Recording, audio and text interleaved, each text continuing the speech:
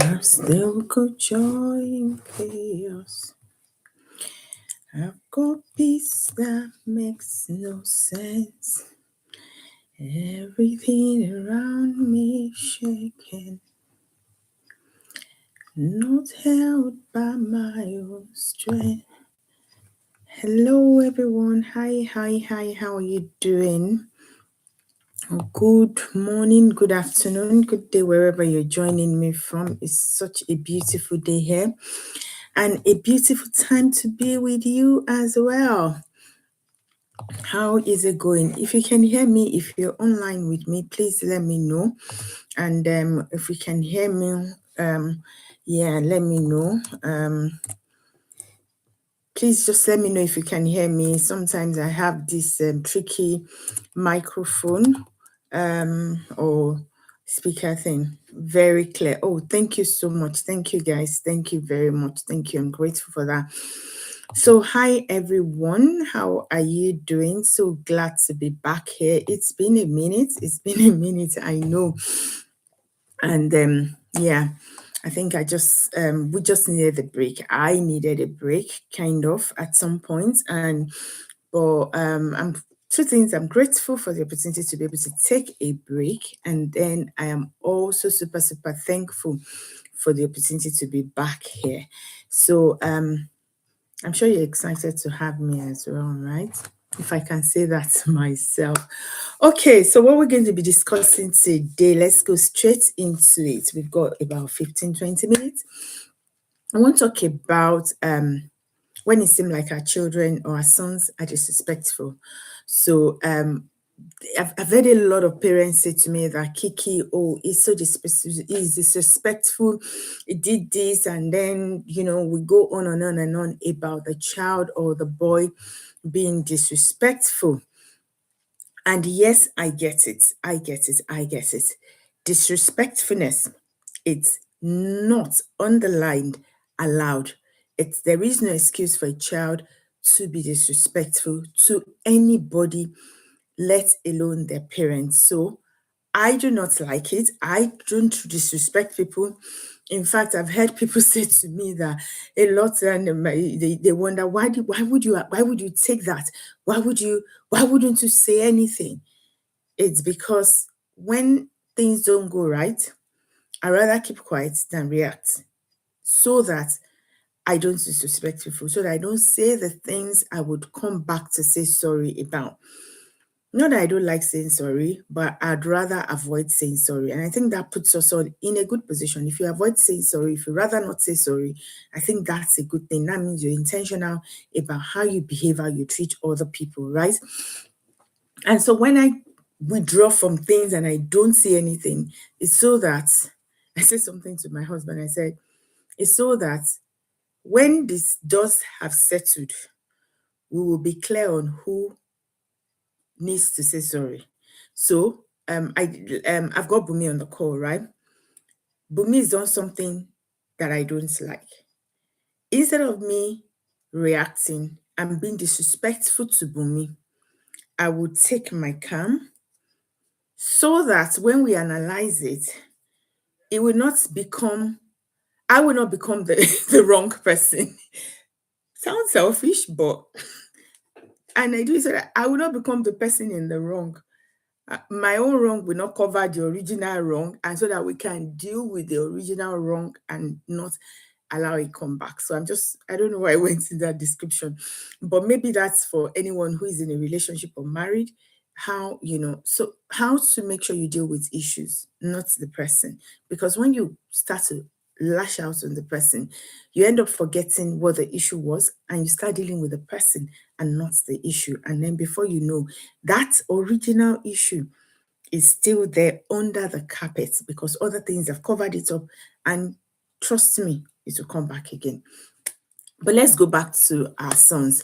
So a question I want to ask today, or I want us to brood on and talk about, is that is your son deliberately being disrespectful to you, or is he overwhelmed and expressing emotions he does not have he doesn't know how to manage or have a language for. So is he intentionally being disrespectful, or is it that he's expressing some kind of emotions that he doesn't know how to manage, he doesn't know how to express, he doesn't know have a language for? My view is that sometimes these things are disrespect. Original one, not that, oh, it's something else. Disrespect. And sometimes it is that they're struggling to regulate their emotions. So it's emotional dysregulation. And again, I've also experienced when it's a mix of both. So I said sometimes it is disrespect, sometimes it's emotional dysfunction or dysregulation, and sometimes it is a mix of both. So they feel I cannot express my emotion, or I do not know how to regulate my emotion, and to get out of that I become disrespectful. And if I'm being honest, as a parent, let's call a spade a spade. It is not acceptable, I'm saying it again, for whichever of this to happen. It's not acceptable for the child to disrespect us or be disrespectful.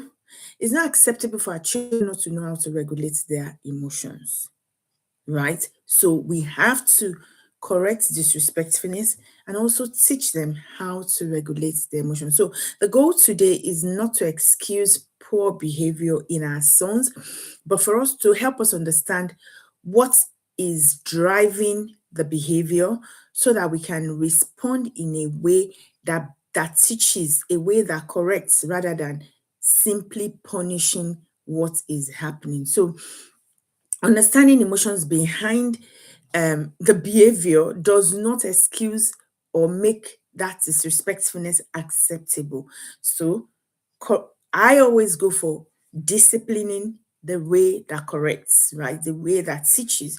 So we must discipline. There has to be consequences, but the consequences for that disrespectfulness has to lead to an end. There has to be a result, the result we want from it. So if your result is just to make the child feel the kind of pain, that, oh, you disrespected me, I'm hurt, and I need to hurt the child back, seller. But if the consequence is, yes, I'm hurt, but you know what? I am raising a child, I'm raising a wholesome person, I'm raising a human, a good human, then the approach will be different. And lately, everywhere on social media, even on LinkedIn, I've been talking about raising good humans, right? So our approach to raising good humans, it's always not the same thing to the approach of punishing and hurting back.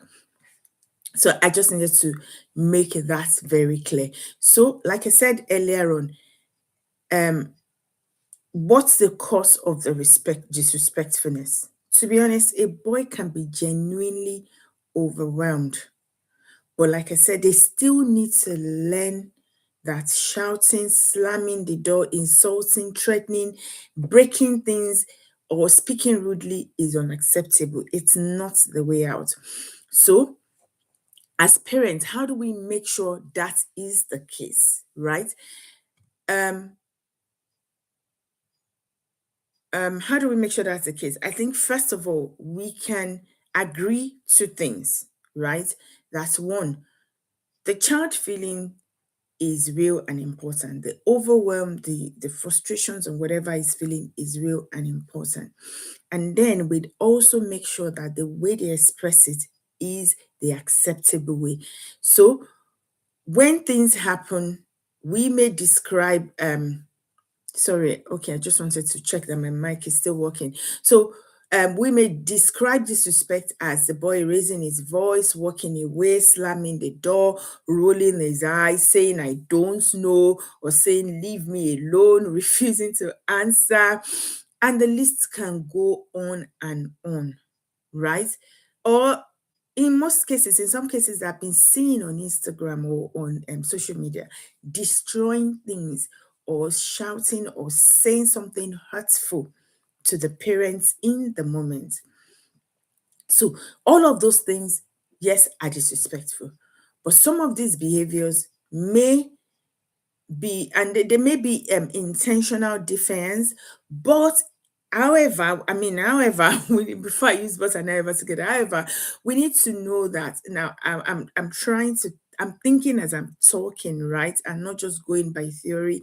Yeah, I can go by my own experience. By God's grace, I've got two young adults, and all of these things at some point in my parenting journey, I have been through it.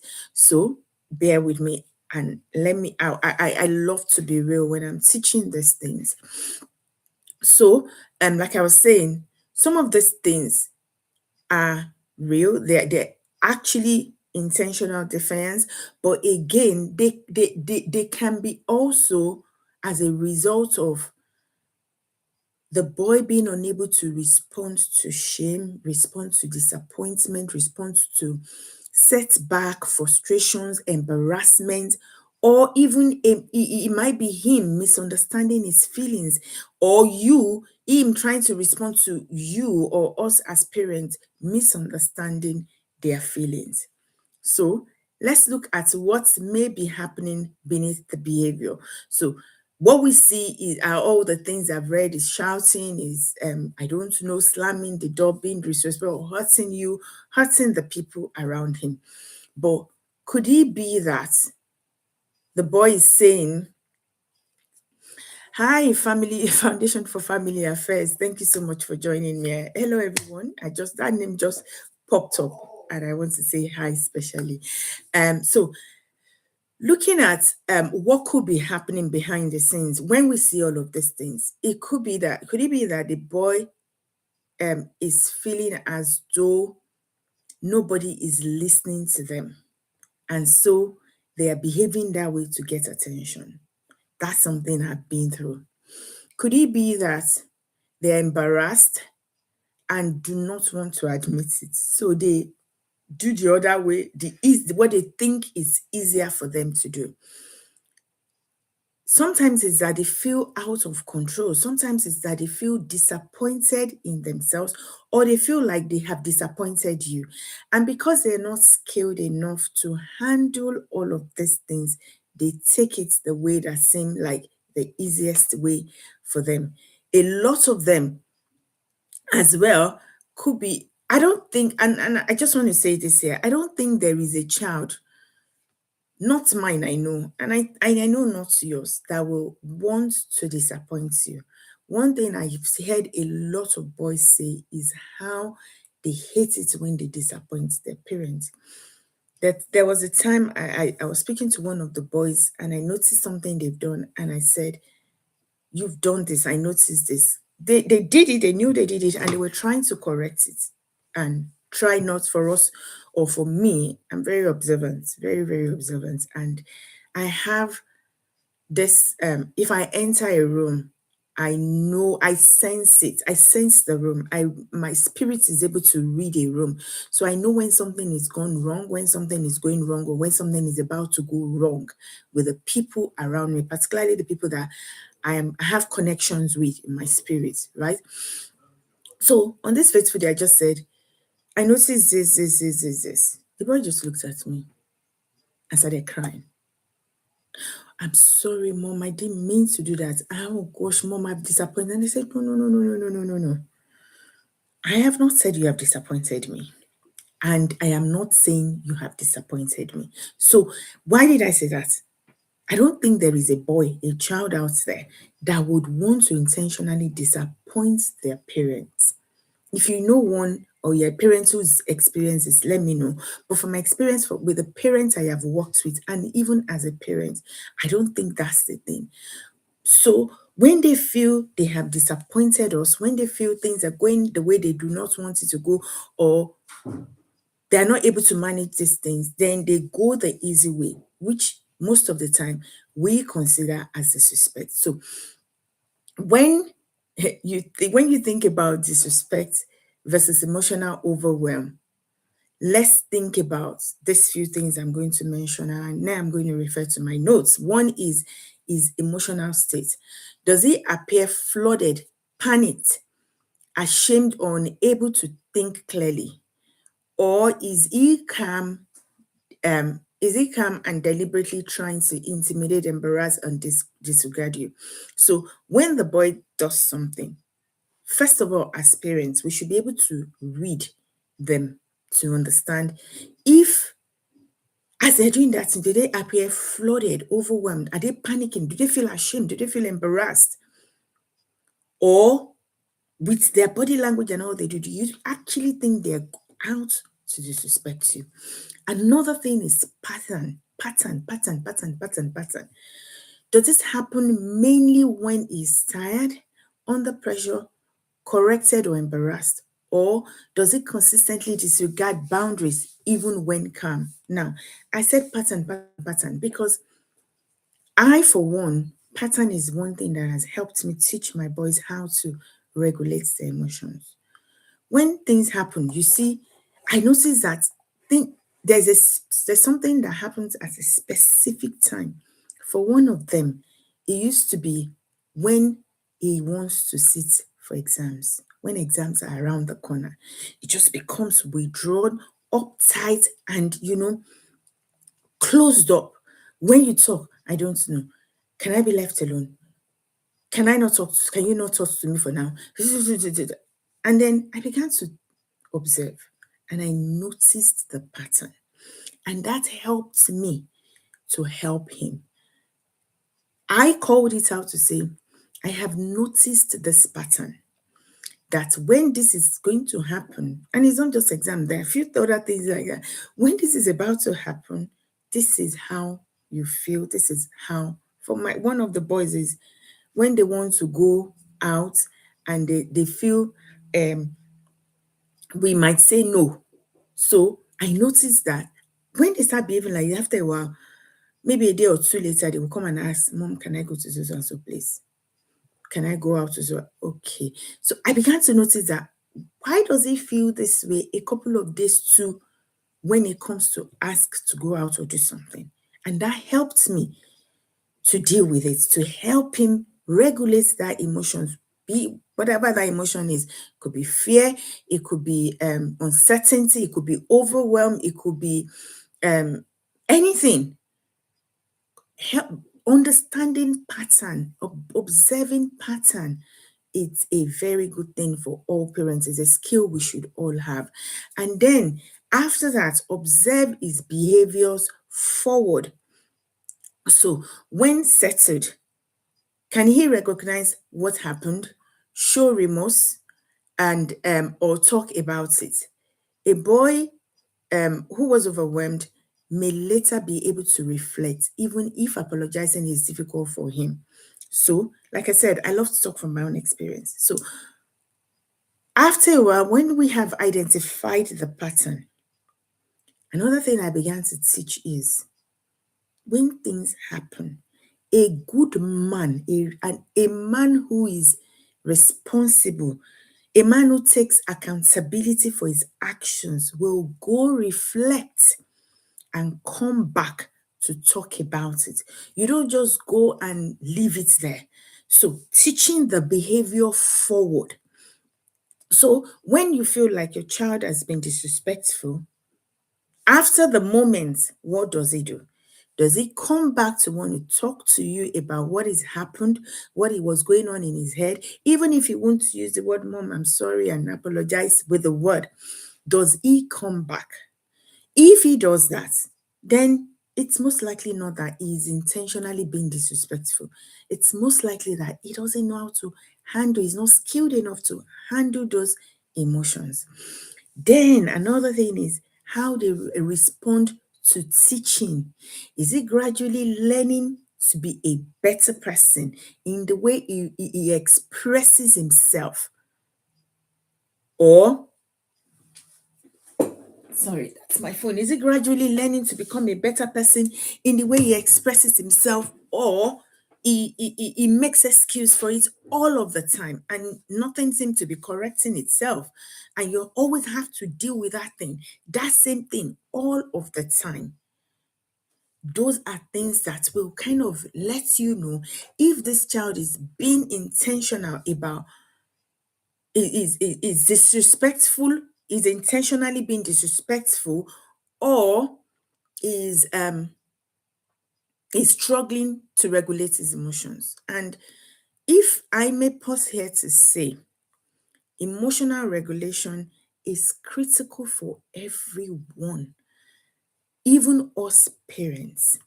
One thing I wondered at some point in my journey as a parent is I would always ask myself, who is the adult, myself or the child? And I say to parents, particularly fathers, a lot that if something happens in the house and your first response is to shout because you're not happy, because the thing is not going the way you expected, those expectations might be valid, but your first reaction is to shout and throw those tantrums and everybody takes their flight. Forgive me to say that if that's the way you respond, then that child has every right to respond that way. Because it's not just what you're modeling, it's what you are telling them that that's the way to respond when things do not go right. So if, let me express it this way, a dysfunctional parent, a dysregulated parent should not expect their child to be regulated when talking to them. You should not expect the child to be able to regulate their emotions.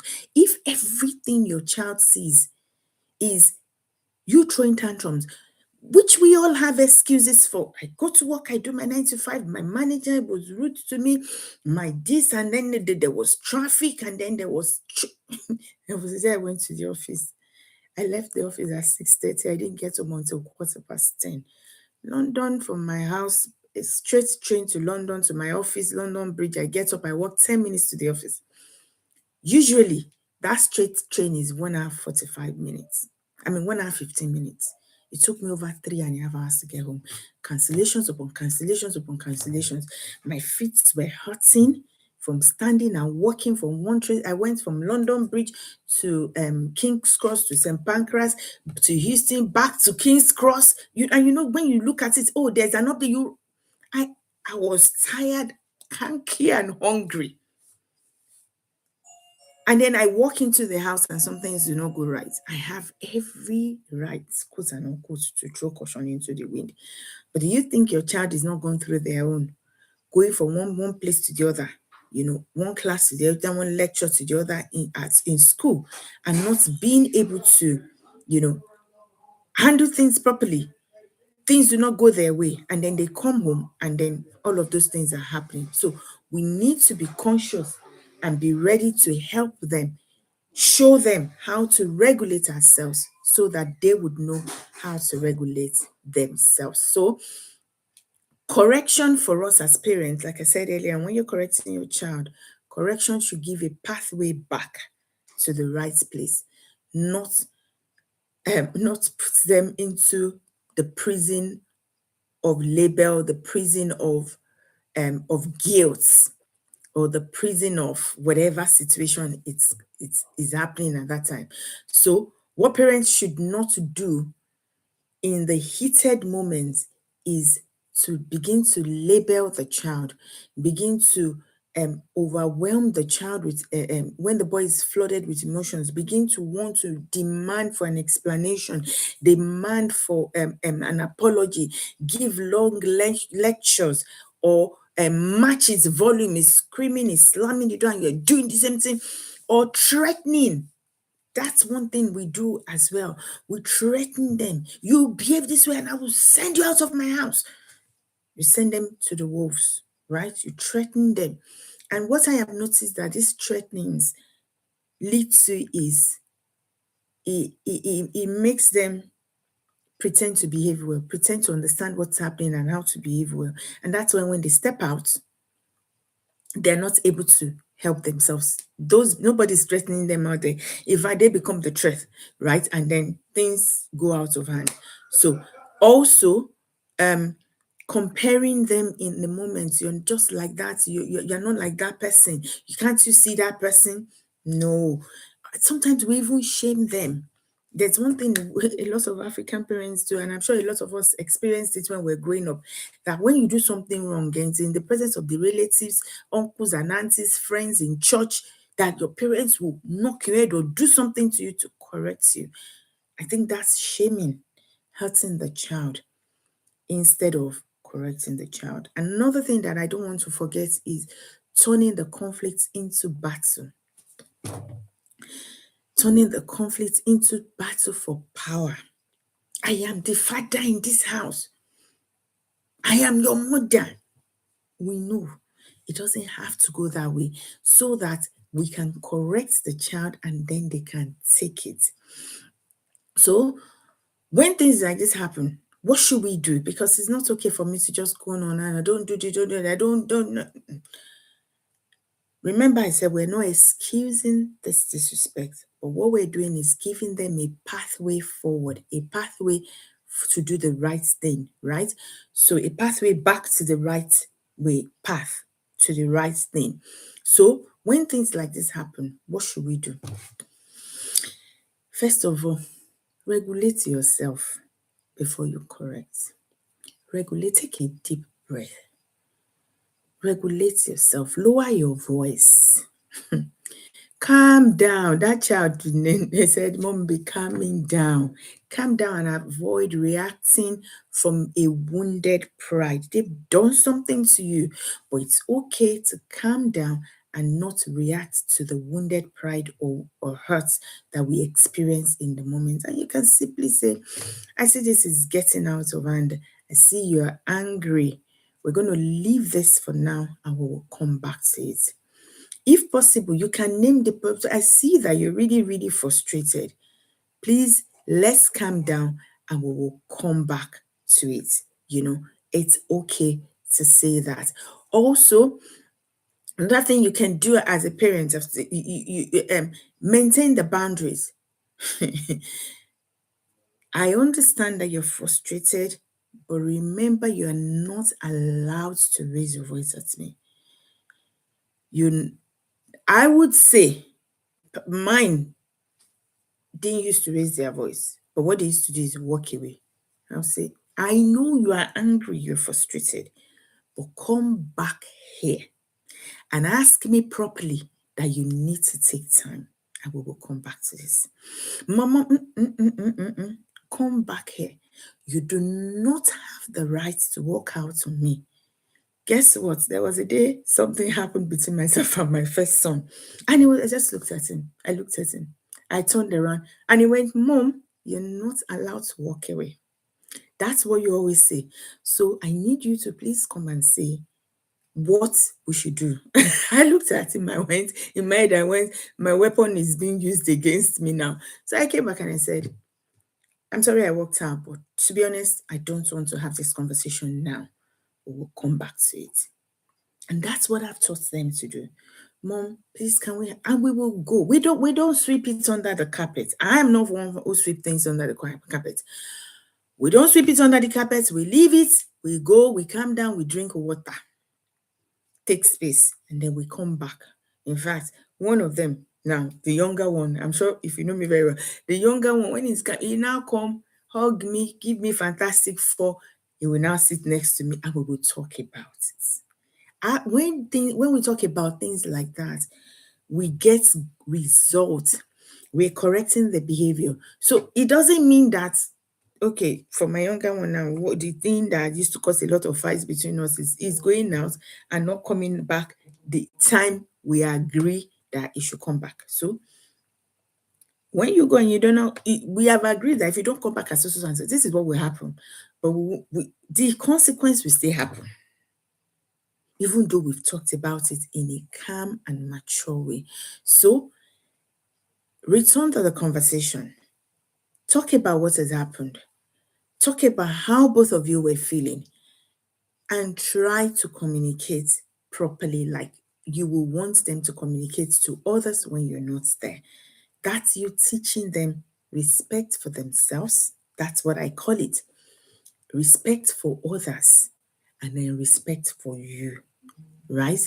I love it when people call me to say, I saw your son.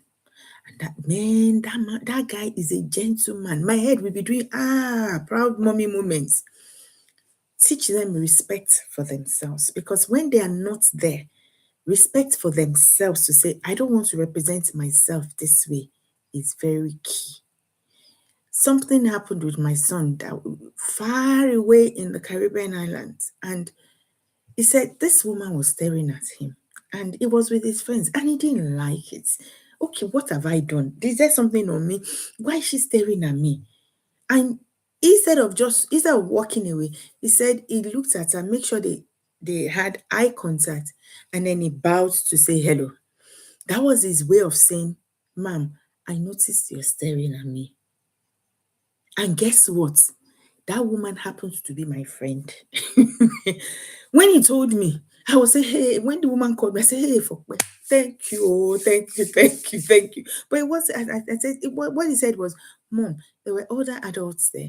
They were my friends there. I didn't want it to seem like I'm a rude person. And that was why I got her attention. I said hello to her. Guess what? That thing fetched him free lunch that day. He even got rewarded, whether he did it, whatever, for whatever reason he was doing it. So teaching them to regulate things and to respond to things is very important. And like I said, one of the ways we can do that is how we respond ourselves. And then teach the replacement for the behavior. Like he was angry, and the replacement for the behavior, he didn't like the stare.